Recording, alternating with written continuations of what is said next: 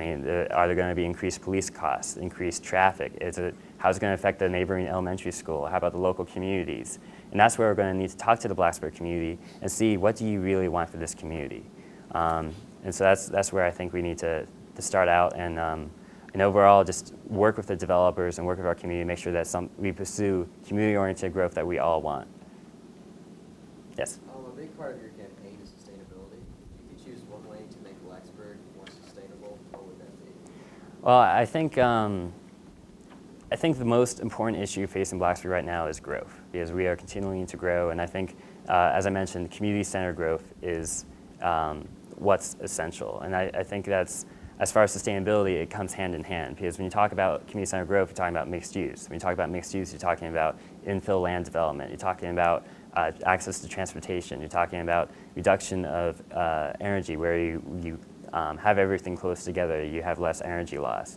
And I think as we pursue these ideas, and plus with Blacksburg already being green, they're greening the town code, they signed on to the Cool Cities Agreement, I think we're already committed to go on this way. And as a matter of fact, one thing I would like to say also is that I would like to expand on the opportunities for students to get involved with Blacksburg. Currently, in fact, every single one of my classes right now involves Blacksburg in some way. And in regards to Blacksburg specifically, one of my classes, we're actually helping organize the very first draft of the Blacksburg Climate Action Commitment.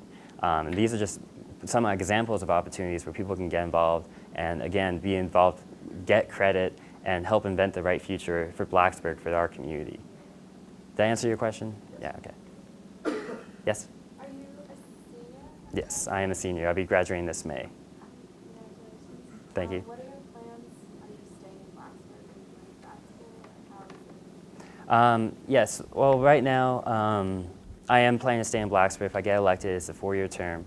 I have every intention of keeping to that 4-year term. I grew up in Fairfax County. I grew up 2 blocks away from what would become the Fairfax County Parkway. I've seen the suburban sprawl firsthand growing up, the community degradation from it.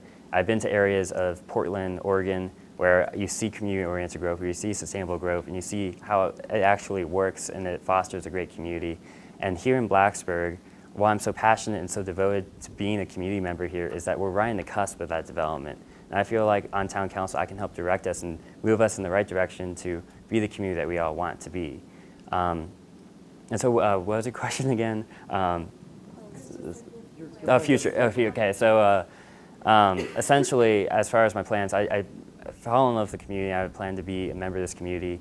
As far as once the election's over, either way, I plan to look at opportunities in local nonprofits, as far as even pursuing grants, as far as holding a position in some of these nonprofits I'm involved with and potentially get involved with.